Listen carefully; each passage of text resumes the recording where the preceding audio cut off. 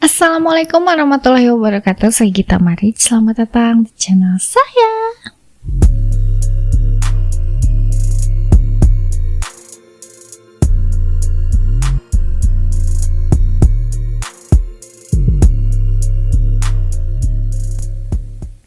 Kalian pernah denger nggak sih ada satu film, kalau nggak salah judulnya The Wax, yang isinya ceritanya tentang mayat yang diawetkan jadi dililinkan gitu. Itu kayak tahun berapa ya? Kayaknya saya kayak udah lama banget gitu. Dan itu thriller ya. Genrenya thriller deh kalau nggak salah. Aduh, lupa banget deh. Tapi itu bisa dibilang kayak salah satu film yang bikin saya sedikit goosebump. Karena kebayang nggak sih ada mayat gitu ya. Ada mayat kan artinya dead body ya. Orangnya udah nggak bernyawa, terus abis itu dibikin patung lilin. Serealistis itu loh gitu hasilnya. Jadi orang-orang yang lihat tuh bisa, wah ini mirip banget, padahal memang mayat asli yang diawetkan, yang memang dililinkan gitu. Nah, saya di sini sekarang pengen cerita sih sedikit tentang orang-orang yang mengawetkan mayat, tapi di hidup nyata ya, tapi lalu dipertontonkan gitu sama orang-orang. Mungkin bisa dibilang kayak rada-rada kontroversi ya kalau menurut saya gitu. Hal ini kok kayak tega banget, ini orang-orangnya sudah pada meninggal tapi diawetkan. Ya gitulah, emang orang suka kadang-kadang pemikirannya di luar nurul ya. Jadi dulu itu ada satu toko pakaian, toko gaun pernikahan. Namanya itu La Popular La Casa de Pascualita, toko pakaian pengantin wanita. Nah, toko ini tuh sudah adanya tuh udah lama banget, dan ternyata di situ ada salah satu manekin yang dipajang di depan toko tersebut. Di depan itu manekinnya selalu yang itu gitu. Jadi toko ini tuh adanya di Meksiko, dan manekin tersebut udah ada di depan toko tersebut selama kurang lebih 75 tahun. Kenapa? Ada apa sama manekin ini? Karena disebut-sebut bahwa manekin ini adalah sebenarnya jenazah dari anak pemilik toko dulunya, yaitu namanya Pascualita ya, kalau nggak salah namanya Pascualita. Jadi dia itu dulunya meninggal gara-gara kena gigitan Black Widow pada saat di hari pernikahannya. Jadi dia meninggal dunia. Nah, pemilik toko ini tuh kayak merasa sayang deh, karena anaknya cantik banget. Terus di hari pernikahannya juga akhirnya diawetkan dan dijadiin manekin yang berdiri di depan, di kayak etalase paling depan tokonya gitu loh. Kan kalau misalnya toko suka ada etalase yang paling depan ya. Nah, itu ditaruh di paling depan. Yang nampak kenapa bisa disebut itu adalah sebenarnya Pascualita yang diawetkan, karena beberapa orang sempat bersaksi kalau misalnya datang ke toko itu milih gaun gitu ya istilahnya, mereka tuh suka merasa diawasi oleh sosok ini sama manekin ini. Suka kayak diliatin gitu, dipantau, kayak yang lagi ditungguin, kayak ada apa sih gitu. Tapi percaya nggak percaya, manekin ini tuh selalu bikin gaun pengantin yang dia pakai itu selalu kayak laku gitu, selalu sold gitu. Jadi laris manis gitu deh. Jadi manekin ini tuh selalu ganti-ganti, kayak beberapa kali ganti aja, karena memang lumayan susah ya, dan katanya juga untuk menggantinya butuh orang-orang tertentu gitu loh. Kan kebayang ya, gaun pengantin itu kan segimana rumitnya, dipakai sama badan sendiri aja susah gitu. Kita udah lihat segimana banyak manik-maniknya apa segala macam, dan harus pas di tubuh gitu kan. Nah, ini harus dipasangin di manekin yang adalah mayat gitu. Orang-orang juga yakin banget. Jadi di beberapa waktu katanya pernah ada yang lihat bahwa manekin ini bergerak kayak berpindah tempat atau misalnya berpindah posisi. Apa yang mereka bikin yakin, di bagian tangannya itu kelihatan kayak mayat yang mulai membusuk.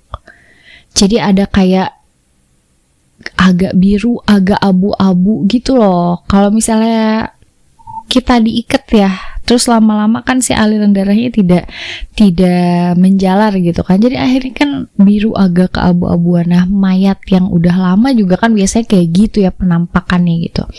Di bagian tangannya tuh terlihat seperti itu dan kelihatan keriput-keriput si garis-garis halus dari sidik jari. Udah gitu matanya tuh bersinar banget. Jadi kayak memang mata orang gimana sih? Gitu ya. Jadi otomatis orang cuman nggak diperbolehkan untuk menyentuh ya, nggak diperbolehkan menyentuh. Jadi cuma lihat aja. Jadi tapi orang-orang tuh percaya bahwa ini adalah mayat dari Pascualita. Karena itu ciri-cirinya tuh sudah gitu. Mereka tuh mikirnya gini, kalau memang benar ya, ini adalah mayat seorang mayat, gimana cara mengawetkannya gitu, karena segitu cantiknya, segitu mirip manekinnya, karena memang Pascualita itu cantik banget, gimana cara bikin matanya itu tetap bersinar, karena kan kayak yang kita tahu kalau orang-orang yang udah meninggal itu nggak ada sinar, nggak ada cahaya di matanya kan, tapi ini tuh kayak hidup gitu. Dan jadi otomatis orang-orang sekitar sana pun percaya bahwa walaupun Pascualita sudah nggak ada, tapi karena jenazahnya tetap di situ, berdiri, dipajang, istilahnya tidak dikuburkan, tidak dimakamkan dengan layak. Jadi otomatis arwah Pascualitanya juga tetap ada di situ katanya. Lumayan creepy ya. Kebayang nggak sih malam-malam ngaso? Capek nih, jadi manekin, duduk dulu lah gitu kan. Karena memang penampakannya serial itu gitu, real. Jadi saya jadi ingat film The Wax itu kan, gara-gara itu. Tapi ya gimana cara pengawetannya gitu, orang-orang tuh bertanya.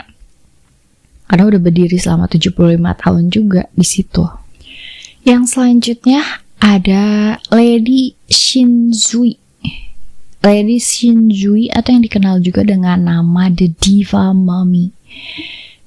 Mumi ya, maksudnya The Diva, bukan The Diva Mummy, bukan The Diva Mummy.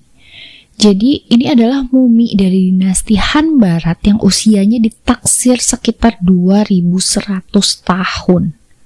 Dan tercatat sebagai kondisi mumi terawet terbagus.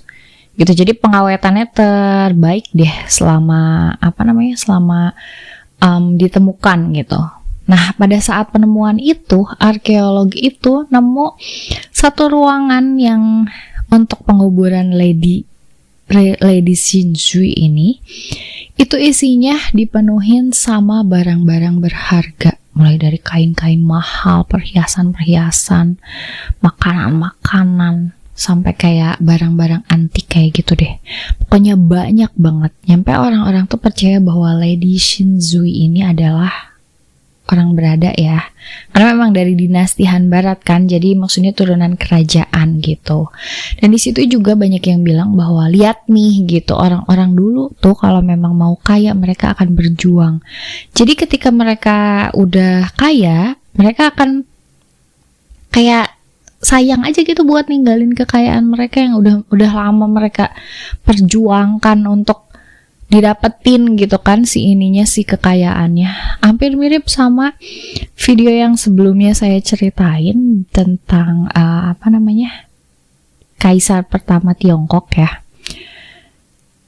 Jadi memang sama-sama meraup kekayaan. Jadi mungkin orang Cina mungkin memang kayak gitu ya. Jadi kayak suka banget berusaha earn something sampai memang ya secinta itu.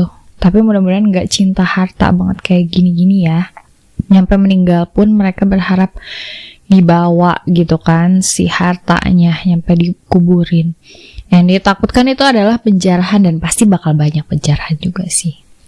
Yang selanjutnya ada Ladon Shela. Jadi ini adalah mumi remaja, wanita remaja. Dia diperkirakan itu meninggal di tahun 1450 sampai 1480-an lah. Meninggalnya di sekitaran itu, dan ini tuh udah menjadi mumi selama 500 tahun. Jadi dipercaya kalau dia itu meninggalnya tuh karena kayak kena bakteri terus mati beku gitu. Yang kayak yang kita tahu nih, kalau suku Inka dulu itu sering melakukan persembahan kan, entah misalnya untuk, kayaknya bukan cuma suku Inka ya, tapi suku-suku yang lain juga, kayak misalnya untuk kesejahteraan kampungnya atau misalnya meminta hujan. Jadi mereka melakukan persembahan terhadap dewa yang mereka yakini. Nah, bisa dibilang perempuan ini, La Doncella ini menjadi salah satu korban persembahan lah gitu. Dia tuh meninggal dalam keadaan duduk dan terawetkan secara alami. Nah, gara-gara penemuan mumi ini otomatis kayak menggiring para ilmuwan lain tuh untuk menggali lebih lanjut lah gitu, untuk mencari tahu lebih lanjut lagi terhadap hal-hal yang berbau ritual itu tadi gitu kan. Kayak sepertinya mungkin bakal ada korban yang lain gitu. Dan ternyata pada tahun 99 itu para ilmuwan tuh menemukan 3 anak kecil Lulailako yang ditemukan mati membeku. Nah, anak-anak ini tuh mati membeku, jadi terawetkan secara alami gitu juga kan. Jadi tanpa dilakukan apa-apa. Dan di kelilingnya itu kayak banyak banget barang-barang yang berharga, kayak emas, perak, guci gitu, kain-kain mahal, patung-patung antik, terus malah ada beberapa makanan gitu. Jadi kayak apa ya, kayak memang dipersembahkan gitu, kelihatan banget gitu. Ini tuh kayak sebagai bentuk persembahan pada dewa. Nah, di antara anak tersebut itu ada anak berusia 13 tahun yang dikenal dengan nama Lulailako Maiden. Jadi ya sudah meninggal lah gitu, meninggal secara mengenaskan, tapi juga dipertontonkan sebagai di tempat umum gitu dalam kondisi ya mayat gitu, dipertontonkan gitu aja. Maksudnya kasihan gak sih, walaupun misalnya itu cuman bungkusnya doang ya, rohnya udah gak ada, tapi kan tetep ya mereka tuh pernah hidup gitu kan, dan kayaknya diperlakukan kayak gitu. Kalau menurut saya ya, kayak si kemanusiaan ini kayak kurang. Tapi entah sih. Yang selanjutnya adalah mumi The Scherchen Man. Itu bisa dibilang meninggal sekitar 1000 tahun sebelum Masehi. Jadi udah lama banget ya meninggalnya. Jadi katanya waktu dulu pas lagi zaman pemakaman perunggu itu sempat ditemukan tuh. Jadi ditemukan pertama kali oleh arkeolog Swedia di tahun 1934. Tapi kan lalu ya udah terlewat, terus ditemukan kembali oleh Institut Arkeologi Xinjiang di tahun 2000. Dan ini tuh ilmuwan tuh kayak nemuin mumi tertua yang diawetkan secara baik. Bisa dibilang ini baik banget gitu cara pengawetannya. Dalam kondisi terbaik di daerah Tarimbasin di Tiongkok. Jadi kayak kerangka mereka masih bagus, terus artefaknya juga mereka belum pernah lihat lah gitu. Jadi kayak ini tuh sesuatu yang baru gitu untuk mereka, karena bisa seawet itu, ya terawetkan dengan bagus, tidak terurai, tidak membusuk gitu. Terus katanya memang manusia di daerah Tiongkok juga kan sempat ada konflik gitu ya. Katanya itu tuh gara-gara penemuan mumi dan artefak ini tuh jadi bikin arkeolog tuh jadi tahu juga pada saat konflik Tiongkok itu seperti apa kehidupan mereka. Jadi dari situ kan memang bisa dilihat. Memang sih kalau misalnya lihat ke hal yang berbau ilmu pengetahuan, ya kita jadinya kayak yang mendukung ya, kayak yang mendukung pertumbuhan ilmu pengetahuan itu gitu, dengan cara oh iya, dan kita menemukan A, menemukan B, kita juga bakal menemukan C, kasarnya kayak gitu. Jadi kita bisa tahu lah sedikit banyak tentang hal-hal yang udah lama, kayak misalnya penemuan kerangka dinosaurus kan gitu. Maksudnya kita jadi bisa membayangkan seperti apa sih bentuknya, walaupun belum tentu warnanya sama gitu ya. Walaupun kalau masalah warna kan kayak menyesuaikan aja sama tempat tinggal mereka, kasarnya kan kayak gitu. Tapi memang saya mengakui sih kalau misalnya untuk kebutuhan ilmu pengetahuan, memang pencarian kayak gini dan dipajang gitu ya emang lumayan masuk akal sih. Tapi kalau misalnya lihat lagi dari sisi kemanusiaan, mereka juga pernah hidup dan mereka menurut saya sih punya hak untuk mendapatkan pemakaman yang layak gitu. Walaupun ini misalnya cuman cangkangnya aja, tapi tetap aja sih. Kalau menurut saya ya, nggak tahu deh menurut kalian kayak gimana. Yang selanjutnya itu adalah penemuan jasad manusia di dalam jasad seorang biksu di dalam sebuah patung Buddha. Jadi selama berabad-abad gitu ya, yang kita lihat ada patung sebuah patung Buddha itu ternyata di dalamnya itu memang ada jenazah biksu. Jadi relik dari abad ke-11 ini tuh dikenal sebagai mumi Liu Chuan. Nah, baru-baru ini tuh kayak melakukan pemindaian Computed Axial Tomography atau CAT. Itu dilakukan di Drents Museum Belanda sebagai bagian dari pameran mumifikasi gitu. Jadi kayak pengen tahu nih dalamnya kayak apa, dan ternyata setelah dilakukan pemindaian itu ternyata ada mumi di dalamnya yang diyakini sebagai mumi salah satu biksu. Belakangan itu diketahui bahwa jasad yang diawetkan tersebut terkuak ya, itu adalah jasad dari seorang master Buddha Liu Chuan. Jadi kayak orang sucinya gitu, lama yang meninggal pada saat semedi terus dimasukin ke dalam patung Budanya. Tapi katanya pas dilakukan pemindaian itu organnya itu udah diganti, organ-organ tubuhnya. Mungkin kan kalau misalnya kalau saya nggak salah baca ya dulu, saya tuh pernah baca bahwa yang bikin jasad manusia itu bisa cepat membusuk itu karena masih ada organnya, masih ada organ dalam. Nah, ketika organ-organ tersebut dikeluarkan, itu jasadnya lebih lama mengurai katanya gitu. Tapi ya nggak tahu saya salah baca, nggak tahu saya kurang juga ya pengetahuannya. Coba deh buat teman-teman yang bisa nambahin, bisa tolong tulis di kolom komentar ya. Nah, ini juga ternyata jenazahnya itu udah nggak ada organ dalamnya, dan jadi alih-alih organ dalam nih yang kelihatan di scan tersebut, yang kelihatan justru malah adalah gulungan-gulungan kertas yang ditulis tangan berupa mantra dalam tulisan Cina, aksara Cina. Jadi kayak mantra-mantra gitu justru yang ada di dalam. Habis pemindaian itu selesai dilakukan, akhirnya mumi tersebut itu dibawa ke Budapest untuk akhirnya dipamerkan di Hungarian Natural History Museum sampai Mei 2015. Jadi pada saat itu dibawa ke sana. Terus udah gitu banyak orang-orang yang percaya bahwa biarawan yang ada di dalam patung Buddha tersebut itu tidak benar-benar mati.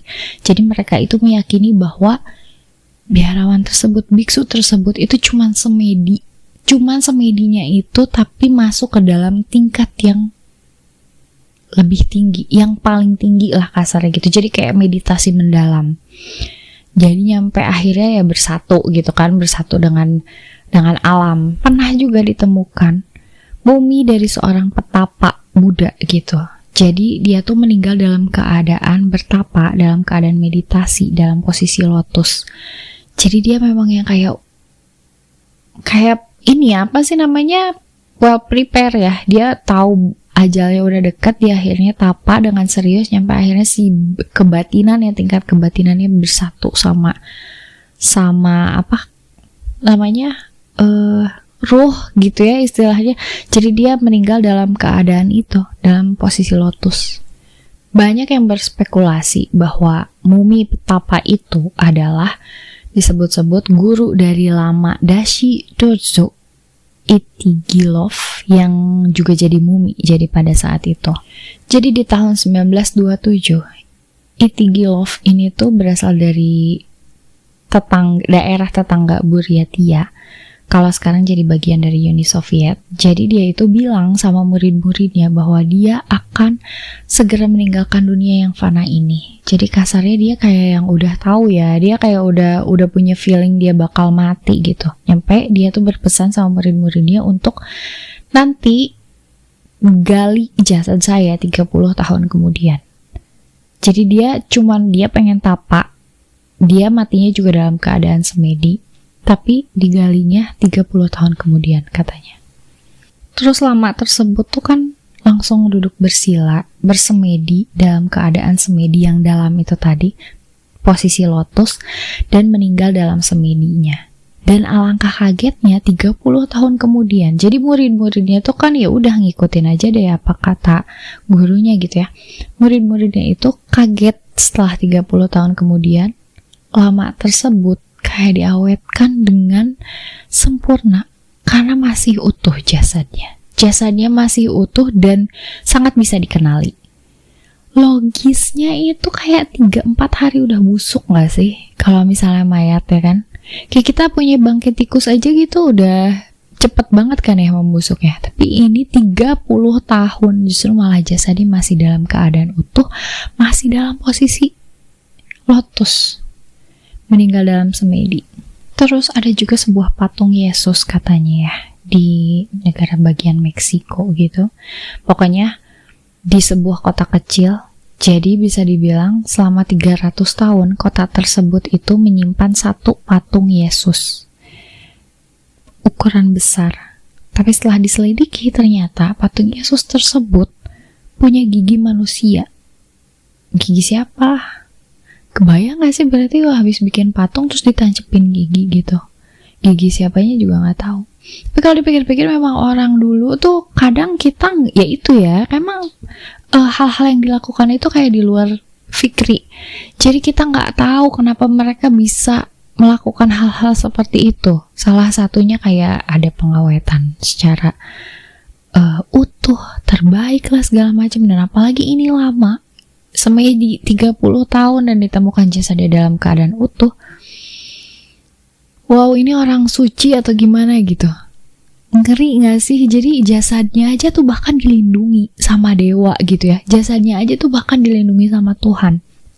Sampai tidak melakukan tidak terbusukkan gitu kan. Ya padahal ya itu tadi kayak yang kita tahu kayak bangkai tikus aja 3 atau 4 hari aja udah kecium lah gitu baunya, bau bangkai udah yang nyampe berair apa segala macam gitu kan. Kalau misalnya jasad yang sengaja sama kita diawetkan itu kan biasanya dihilangkan dulu airnya atau misalnya dibalsemin gitu kan karena memang ada prosesnya.